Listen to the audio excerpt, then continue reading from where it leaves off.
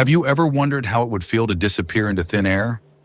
Not in the dramatic sense of vanishing, but in a way that no one ever notices, until it's too late.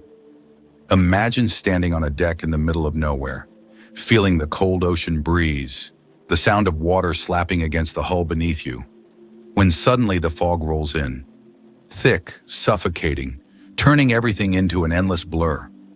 And in that haze, you realize you're not alone. But when you look again, the figure is gone. It was 1954, and the cargo ship Vanguard was making its way along the St. Lawrence Seaway, not far from Quebec. The ship's crew had been sailing for days, moving through open waters, the sky above as clear as ever. Then, without warning, something strange began to happen. At first, it was nothing more than a subtle shift in the atmosphere, a light mist creeping in from the distance.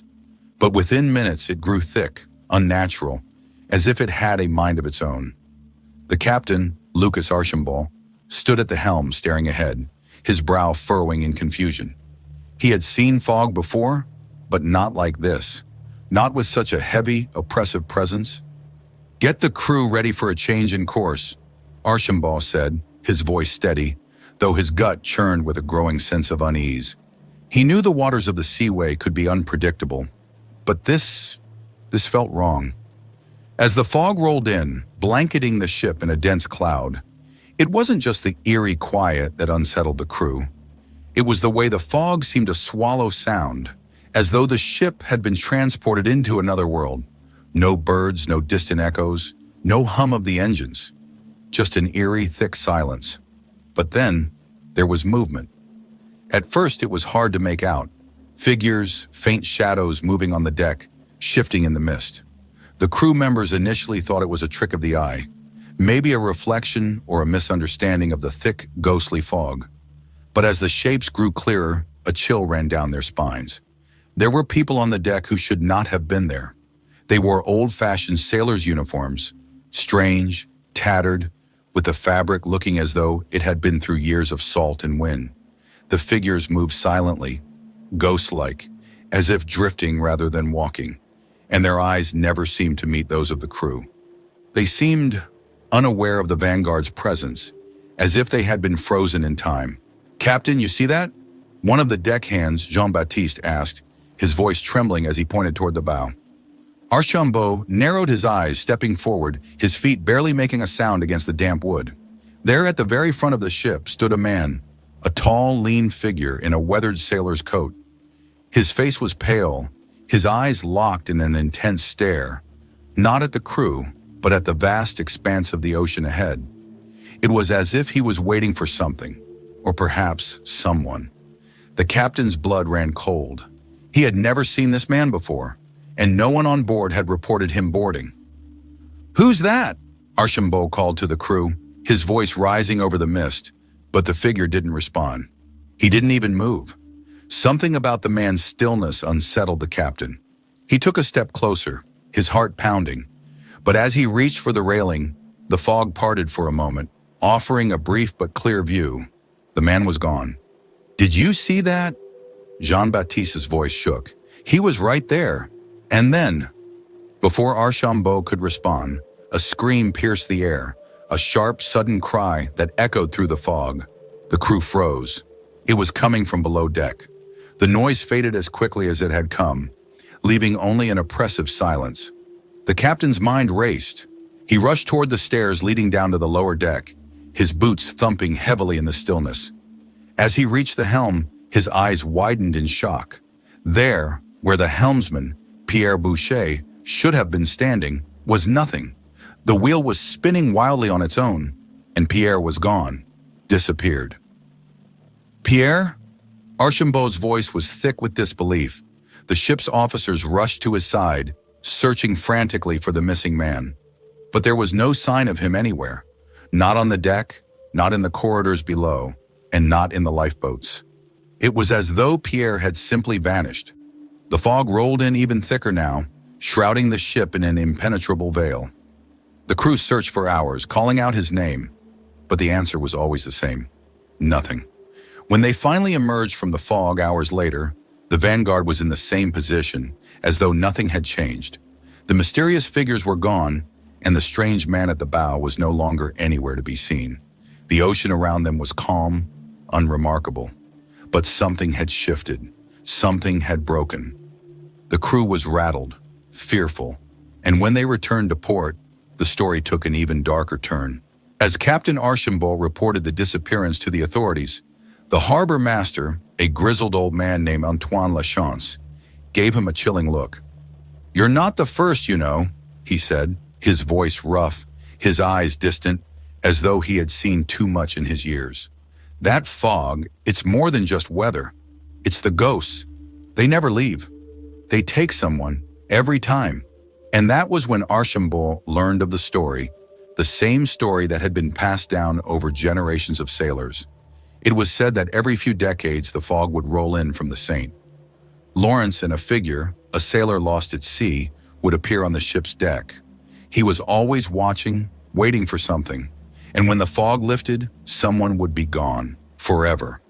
But what Archambault didn't know was that the worst was yet to come.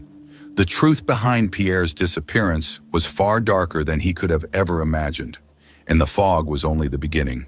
The days following Pierre's disappearance were filled with an unsettling quiet. The Vanguard sat docked at port, the crew scattered in small groups, exchanging whispers and fearful glances.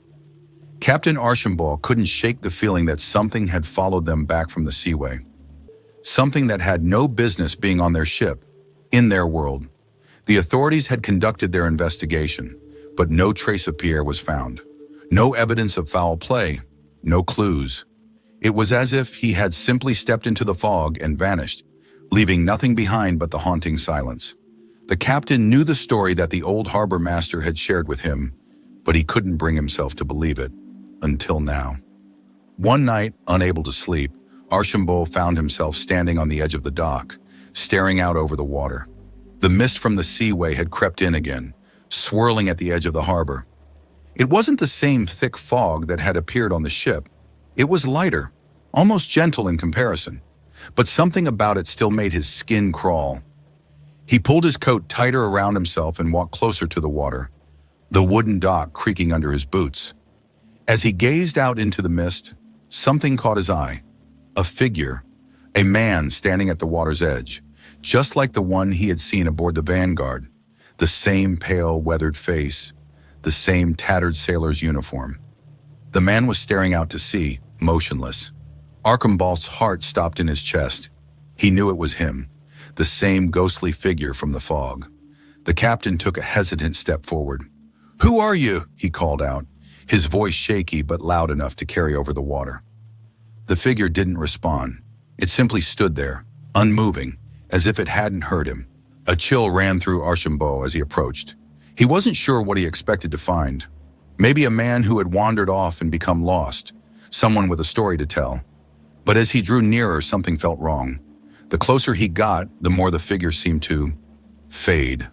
Like mist itself, it shimmered and wavered, until with a gust of wind, the figure was gone. The captain stumbled back, his breath catching in his throat. His eyes scanned the empty dock. Nothing. No sign of the man, no trace of his presence. Just the swirling mist, eerily still. That's when Archambault realized the truth. This wasn't just a random fog.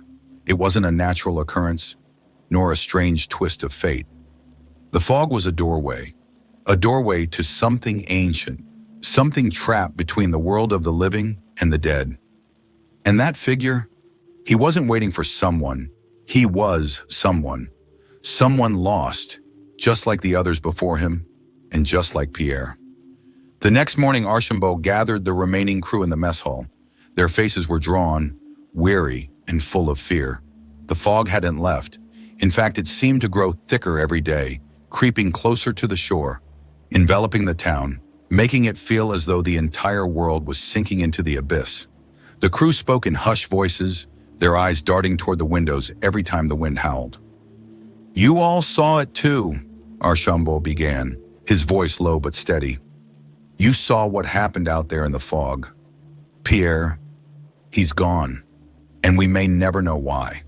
But I believe this ship, this Seaway, it's cursed.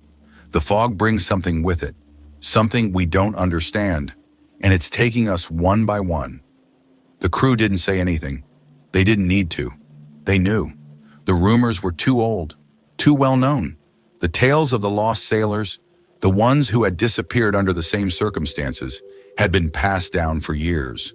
They were trapped in the fog, wandering, forever waiting for the next ship to cross their path.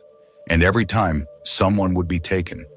It wasn't a question of if, it was a question of when.